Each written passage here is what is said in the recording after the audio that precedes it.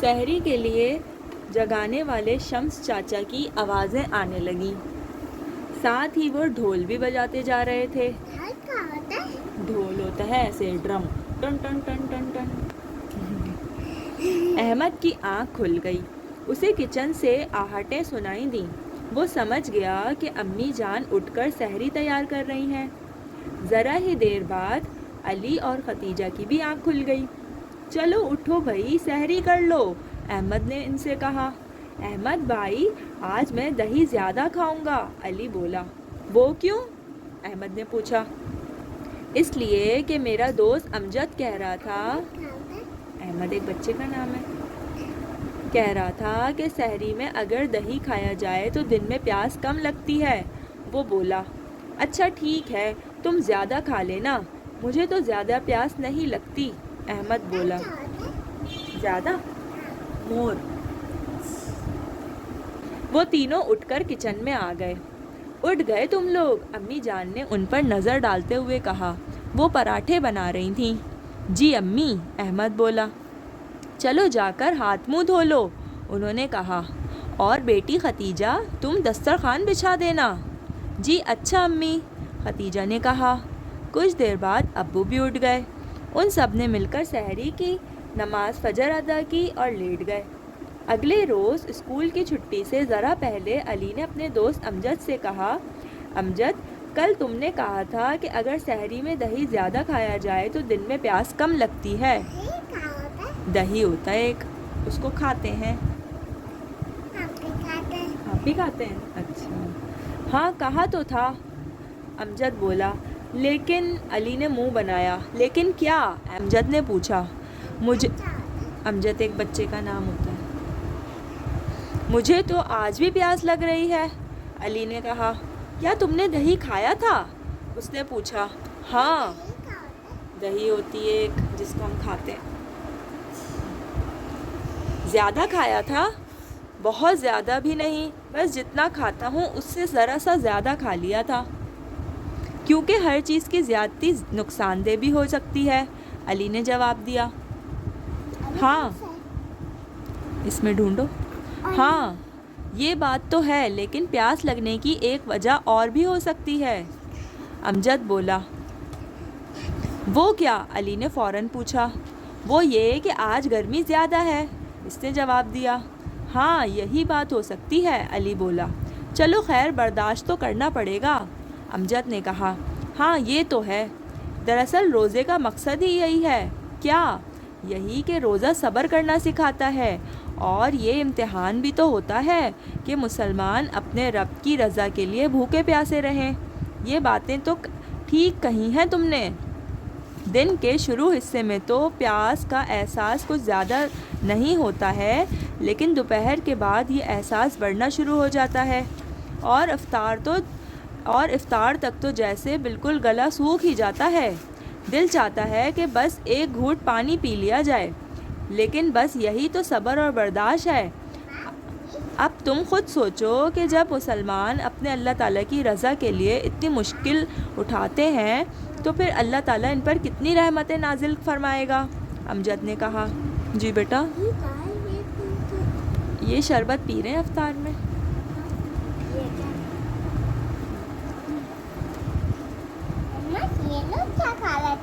یہ افطاری کر رہے ہیں۔ ہاں بالکل، اسی لیے روزے دار کے چہرے پر بڑا نور بھی، جو روزہ رکھتے ہیں، روزے دار کے چہرے پر بڑا نور بھی ہوتا ہے۔ حالانکہ عام حالات میں جو لوگ بھوکے پیاسے رہتے ہیں وہ کمزور اور لاغر نظر آنے لگتے ہیں، ان کے چہروں سے بھی کمزوری جھلکنے لگتی ہے۔ لیکن یہ اللہ تبارک و تعالیٰ کا کتنا بڑا انعام ہے کہ روزے دار کے چہرے پر رونق نظر آتی ہے، علی نے کہا۔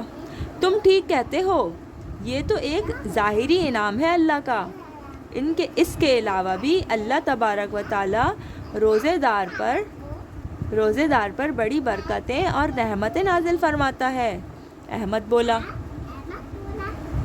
کچھ دیر بعد چھٹی ہو گئی۔ سب بچے اسکول سے نکل کر گھروں کی طرف روانہ ہو گئے۔ احمد اور علی ہمیشہ کی طرح اپنی سائیکلوں پر تھے۔ احمد علی سے ایک کلاس آگے تھا۔ راستے میں احمد نے بتایا، آج ہمیں اسلامیات کے ٹیچر نے روزے کے بارے میں بڑی اچھی باتیں بتائیں۔ وہ کیا؟ علی نے پوچھا۔ انہوں نے روزے کی حفاظت کا بتایا، احمد نے کہا۔ روزے کی حفاظت؟ علی نے حیرت سے کہا۔ ہاں، یہ کیسے ہوتی ہے؟ وہ اس طرح کہ روزے دار اپنی زبان سے جھوٹ نہ بولے، اس نے بتایا۔ سبحان اللہ، علی نے کہا۔ میں اب بالکل جھوٹ نہیں بولوں گا، اور میں نے بھی پکا ارادہ کر لیا ہے کہ بالکل جھوٹ نہیں بولوں گا، احمد بولا۔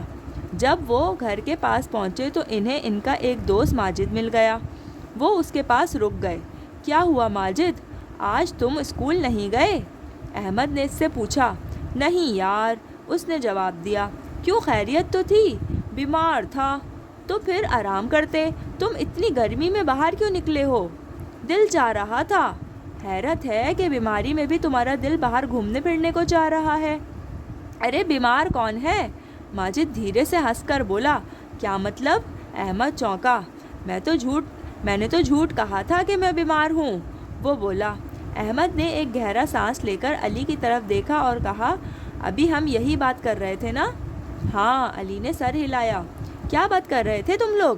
کیا میرے بارے میں بات کر رہے تھے؟ ماجد نے پوچھا۔ ہاں، یوں ہی سمجھ لو، احمد بولا۔ یوں ہی سمجھ لو سے کیا مراد ہے تمہاری؟ یعنی ہم جھوٹ بولنے والوں کے بارے میں بات کر رہے تھے۔ اچھا، وہ اس کی بات سمجھ گیا۔ کیا تم نے روزہ رکھا ہے؟ علی نے اس سے پوچھا۔ ہاں، اس نے سر ہلایا۔ واقعی رکھا ہے یا یہ بھی جھوٹ بول رہے ہو؟ علی نے اس کی طرف دیکھا۔ یہ تو میں سچ بول رہا ہوں، وہ بولا۔ دراصل ہم ابھی یہی باتیں کرتے آ رہے تھے کہ اگر روزہ رکھا جائے تو اس کی حفاظت بھی کرنا چاہیے، علی نے کہا۔ روزے کی حفاظت؟ ماجد نے حیرت سے اس کی طرف دیکھا۔ ہاں، وہ کیسے ہوتی ہے؟ اس طرح کہ جھوٹ نہ بولا جائے۔ اوہ، یہ بات تمہیں کس نے بتائی؟ ہمارے اسلامیات کے ٹیچر نے آج ہی بتائی ہے، احمد نے کہا۔ یہ تو تم نے مجھے پریشان کر دیا، وہ بولا۔ کیوں؟ اب تو میرا روزہ خراب ہو گیا ہے۔ ایسی بات نہیں ہے، احمد نے تسلی دی۔ دراصل یہ بات تمہیں معلوم نہیں تھی، اس لیے نادانستگی میں تم نے جھوٹ بول دیا۔ اس کے لیے اللہ تبارک و تعالیٰ سے معافی مانگ لو، اور ساتھ ہی سچے دل سے عہد کرو کہ آئندہ اپنے روزے کی حفاظت کرو گے۔ ہاں، تم نے ٹھیک کہا، اللہ تعالیٰ معافی مانگنے والوں کو معاف فرما دیتا ہے۔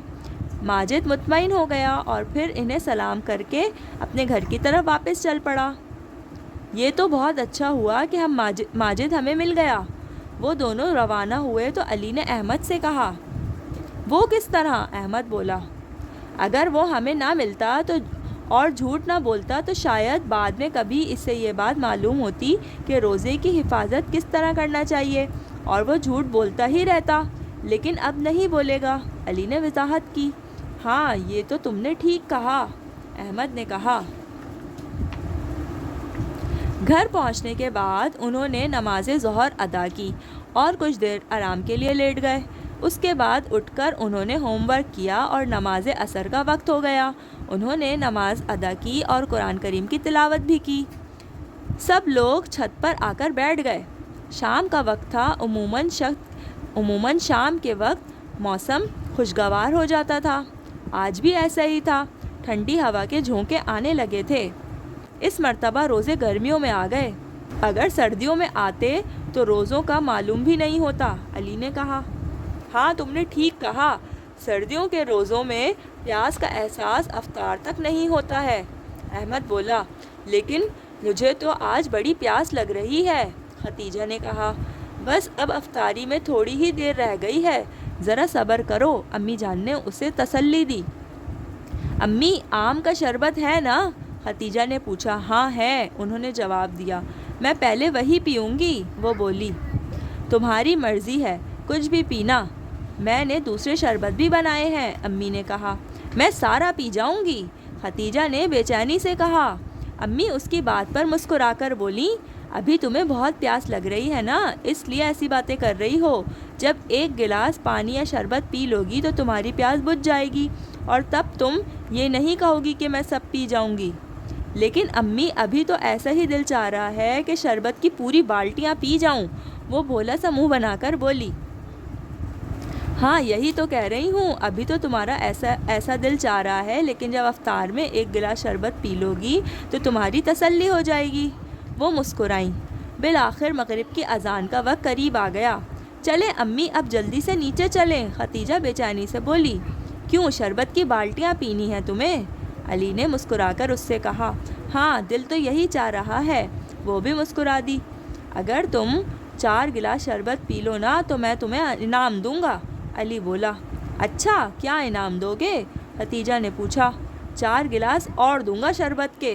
وہ مسکرا کر بولا۔ سبھی اس کی بات پر مسکرا دیے۔ امی نے دسترخوان لگا دیا۔ وہاں سب بیٹھ گئے۔ امی نے کھانے پینے کی کافی چیزیں وہاں رکھ دیں اور خود بھی بیٹھ گئیں۔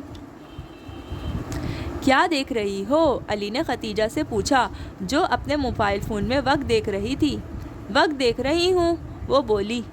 نہ بھی دیکھو تو یہ 1-2 منٹ گزر ہی جائیں گے، علی نے مسکرا کر کہا۔ لیکن خدیجہ کی بے چینی برقرار رہی۔ وہ مسلسل فون کی طرف دیکھتی رہی اور پھر اذان کی آواز آ گئی۔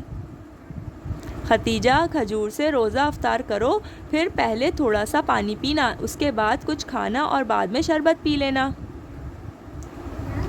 اچھا امی۔ کہاں گیا؟ ایک دم زیادہ، ہاں، ارے حفصہ کو کیسے پتا کہ میں یہاں پر ہوں؟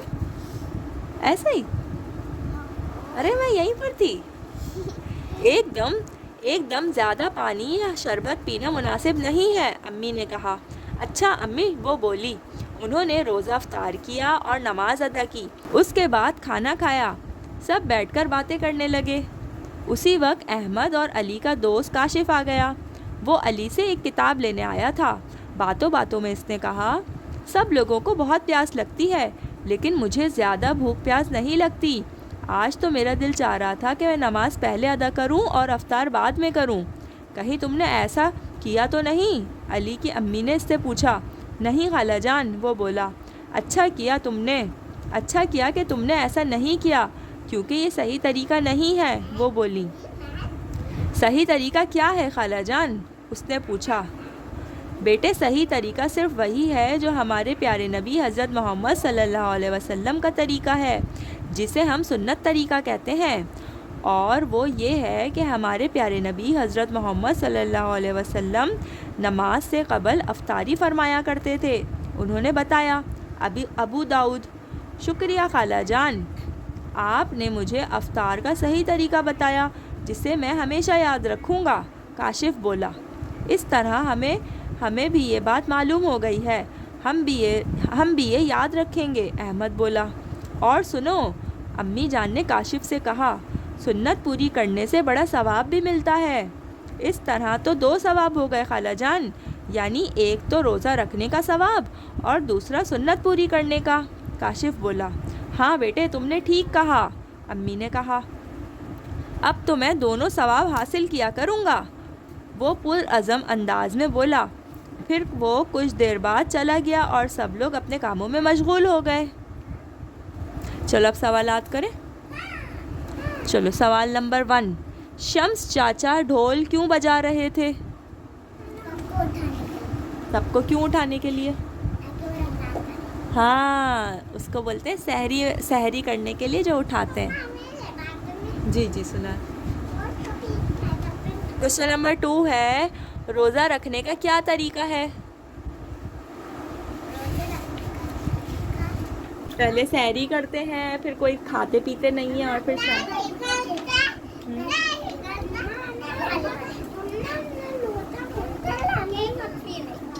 ہاں، روزے میں کچھ بھی کھاتے نہیں ہیں، پھر شام میں افطاری کرتے ہیں۔ آپ کی پڑھیں؟ اچھا، ہم یہ کوشچن کمپلیٹ کر لیں، اس کے بعد ہم آپ کی کہانی پڑھیں گے۔ یہ منہ میں نہیں لیتے کہانی؟ نہیں، منہ میں نہیں لیتے۔ اچھا، کوشچن نمبر 3 ہے، روزے دار کا چہرہ کیسا نظر آتا ہے؟ کیسا نظر آتا ہے؟ جب کوئی بندہ روزہ رکھتا ہے تو اس کا چہرہ کیسا نظر آتا ہے؟ پیارا، صحیح جواب۔ جی سنائیں۔